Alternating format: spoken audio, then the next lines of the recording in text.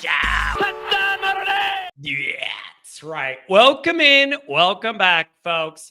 They say change is the only constant in your life, and it applies to football too. A lot of changes are coming to Notre Dame football, and it might be a good thing. Edition of the Always Irish Show. Hey, I got to tell you, people been asking, John, where's your chain? Where's your pimp chain?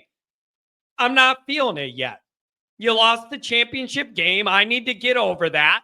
And when I'm feeling the right vibe, the chain will come back. I'm not feeling it yet. Respect the chain. Respect it.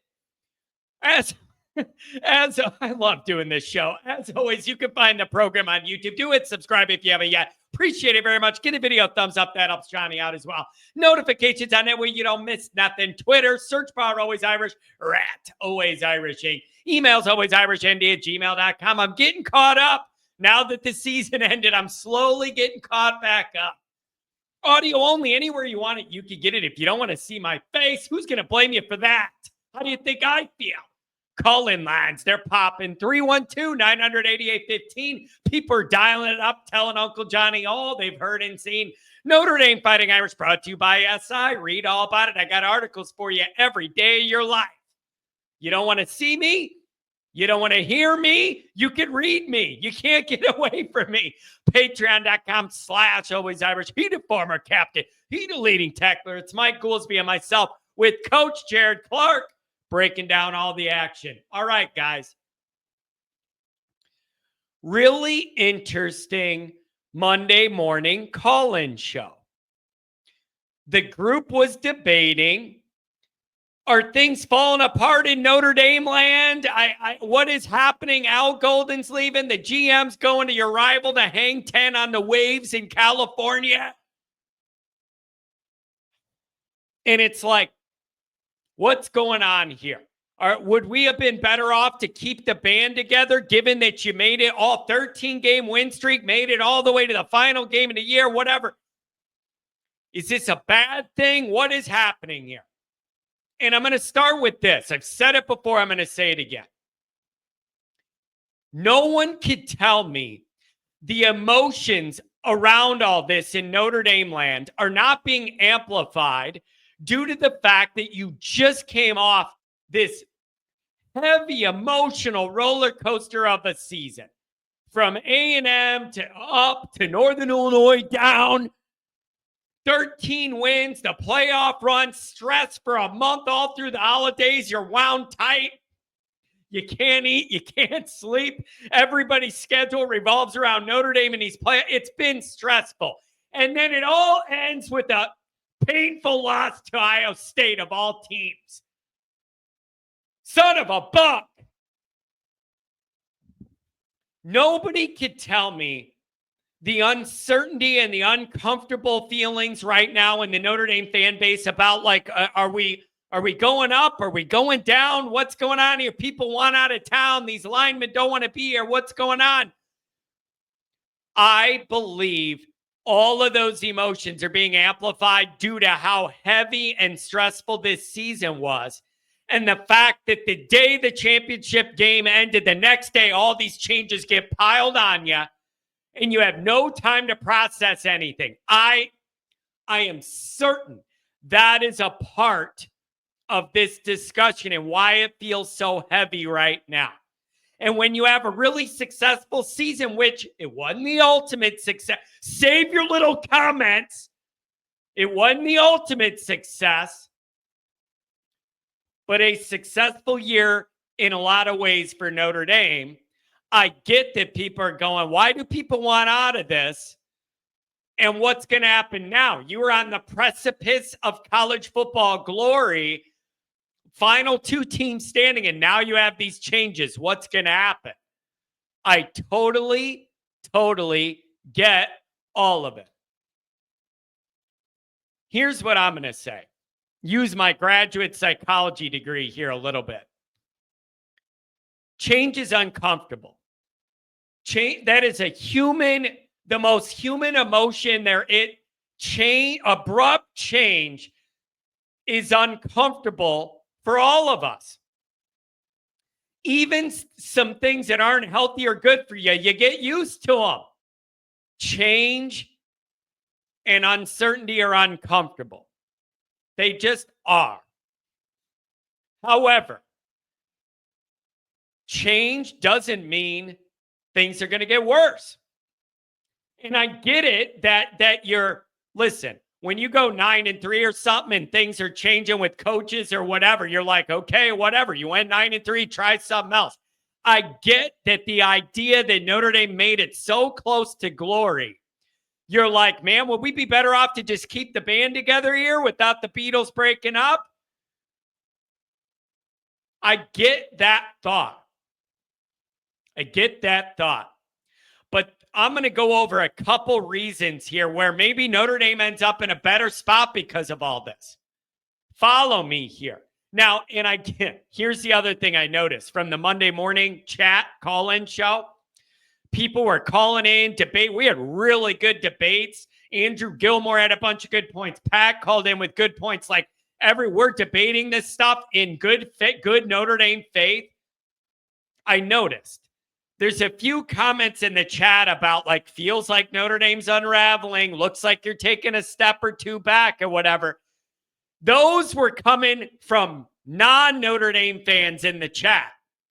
People that sure that this is all going to end bad with the new GM and the DC and the defense will take steps back and offensive linemen want to leave even though they weren't going to start. Who wants to ride the bench as an older guy? I noticed a lot of the people saying, oh, this is going to be bad for Notre Dame aren't even Notre Dame fans. They want to sow the negativity. So I caught on to that. Here's a couple things to think about. Number one is, let's start with these linemen. There are conflicting reports about, behind the scenes is all hunky-dory in the O-line room or is there communication issue? I've seen some of that stuff. I'm holding to the fact that none of the guys leaving are slated to probably start next year and wouldn't have gotten a lot of playing time this year if it wasn't for injury. In the modern era of the transfer portal, what older guys that have other options to go start at a Power 5 place are going to want to be older guys and then ride the bench at Notre Dame with younger, more athletic, ready to play guys taking their spot?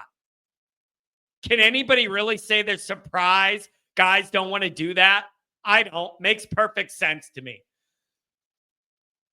John, what about the depth or whatever? Yeah, obviously it's a hit for the depth. Welcome to modern college football. It's going to be harder to build depth than ever before, especially on the O-line and D-line.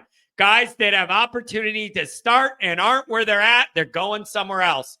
It's just a modern reality. As Notre Dame people, you want to think, oh, everybody loves Notre Dame. I love Notre Dame. Who would ever leave Notre Dame? I'd rather be a Rudy bench warmer at Notre Dame than playing somewhere. These guys aren't all built like that, man. And if they want to try and get an NFL shot or something, they're going to go play. I don't blame them. Next, here's something to consider. Marcus Freeman is no longer the new guy. Marcus Freeman is no longer a new coach with no experience, navigating his way on feel and advice from other people on how to build a staff and a program and support personnel and all this stuff. He's entering year 4. He's had a really tumultuous, challenging time in 3 years, a roller coaster ride. Freeman's in a better spot now to analyze and look at what he wants this program to look like, what personality and vibe and everything else he wants to bring into it. He's in a much better position to know all that and navigate it and seek out what he wants and needs and avoid what he doesn't want and doesn't need. He's in a much better place to do that now than he was in year 1 or year 2 or entering year 3. And I feel like Freeman's gained some credibility this year. From the 13-game winning streak, winning the bowl game, you know the resume. He's in a better spot now to navigate all this than he was before. He knows more than anybody else what he needs and what he doesn't need and doesn't want and wants. So let's keep that in mind. Freeman's starting to get into the beginning of the middle part of his tenure, not this rookie stuff anymore. He knows what he's looking for and what kind of personalities or what he needs to balance out what we already have. He knows that stuff better now. That makes me feel better about these processes. That's number one with Marcus. With Chad Bowden, some of the heat with this, to me, has directly to do with the fact that he flirted with Michigan last year, and now he's going to USC. If he was going to U of I or Nebraska or whatever, I don't think it would generate as much heat as it's getting because it's USC and it was Michigan the last cycle. I get that. Chad did a lot of good things. He brought some creativity and modern ways to recruit Notre Dame with the new energy when Freeman got the job. And he really helped Freeman a lot with the changing of the culture surrounding Notre Dame, making it more fun, more modern, more youthful, trying to do all that stuff. Chad did a lot of good things. That being said, I do not think Notre Dame recruiting under Freeman is operating at the level as high as I thought it would. I mean that. You're sitting around what? 11, 12, 13, 14 in those final recruiting rankings, whatever. You're losing your highest rated guys, getting poached late in whatever. Some of that's on Freeman, some of that's on the position guys, whatever. But and with Chad overseeing a lot of that, why is it wild for me to think Notre Dame could hone their process and get better through this with the next guy? Like, if we were recruiting at a top, like number 5, number 6, number 7, all these years, then I'm going, man, that is about as good as I could reasonably expect Notre Dame to recruit compared to the numbers and how some other teams can acquire talent. That would be just about the peak of what I think is reasonable for Notre Dame without sacrificing our values. We have not been doing that. We have not been doing that. The recruiting operation has not been as good as I hoped it would get and be under Freeman. There is opportunity here to get better through this. Freeman's in a better spot to be able to identify some things he wants to change or different approaches or whatever. I am not looking at this as like, oh man, now we're dropping down to number 30 recruiting class because Chad's surfing in Hollyweird. No. So I'm open to the idea that now Freeman could better refine what he's looking for in this role to oversee the recruiting and the roster management of all this. It could get better because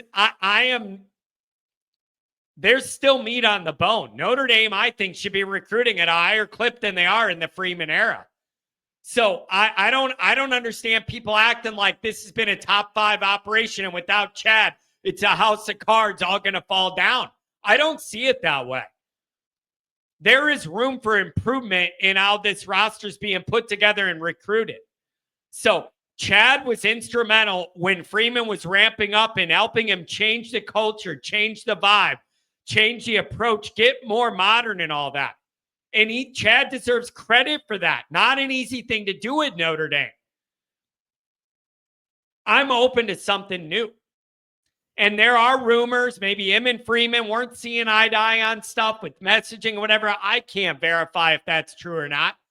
But I am not going to act like Chad is leaving with this recruiting operation at the level I wanted it to be at. It is not. I need these classes inside the top 10. Inside the 6, 7, 8, inside the top 10. And I like what they're doing, identifying some 3-star guys, not as highly recruited, but end up playing good for Notre. I love all that. That needs to be what you do at the bottom third of your recruiting class, not all of it. I need more dudes. How did Ohio State beat you? Dudes. 14 5-stars to year 1. It finally caught up with Notre Dame in the last game of the year. So I am not acting like Chad leaving, it's all going to fall apart. It wasn't where I wanted it to be under him. Sorry. Have fun in the LA weather. As for the DC situation,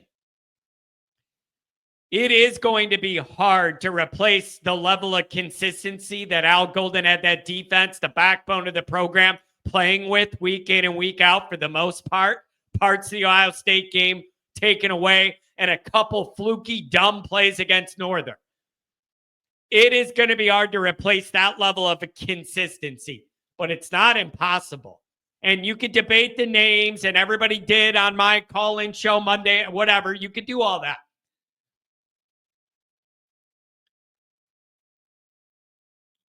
It's going to be hard to replace that, but not impossible. And here's the other part.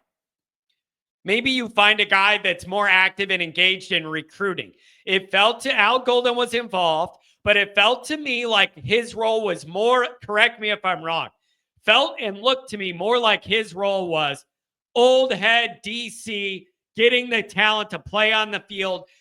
Let some of the other guys do a lot of the meat and potatoes recruiting and all that grind work and all that. It felt to me like his role was more like take what you get and make it cook on the field, and he did a damn good job of it.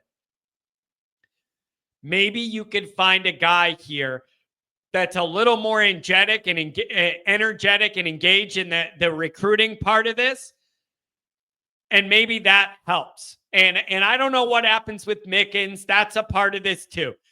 Mention maybe a co-DC or whatever. Is he open to that? I don't know if he is, or if he's ready to move to the NFL or take a full-time lone DC job somewhere. I don't know. All I'm trying to say is change doesn't necessarily mean regression. Change doesn't necessarily mean you're getting worse. There is opportunity here to get better, and Freeman is in a better spot to know exactly what he's looking for and what he wants to avoid and where he needs to get better. Freeman knows that better than any of us. This is his program 100% now. Trust in your coach to be able to identify what he thinks he needs and wants. Now, I am going to finish with this. You got to get these right, Marcus. And I realize it's been hard on Marcus. No time to decompress from the year, whatever. And now you got these big decisions that land on your desk. You can't get them wrong. You're entering the beginning of the middle part of your tenure, coming off a deep playoff run. New bar of expectations have been set. You got to reach. Nobody's open to regression. And if you do regress, it's going to really suck because it's going to go, there you go. Notre Dame had their cute little run in year 3. Now it's back to missing the playoff, going 9-3 and being nothing again. No. That cannot be where this is going. So I'm saying Marcus is in a better position to make these decisions. I'm also saying they're big ones and you can't screw it up. So I understand change is uncomfortable, but there's no reason if it's navigated correctly, Notre Dame doesn't end up in a better spot from this. Let me know what you guys think.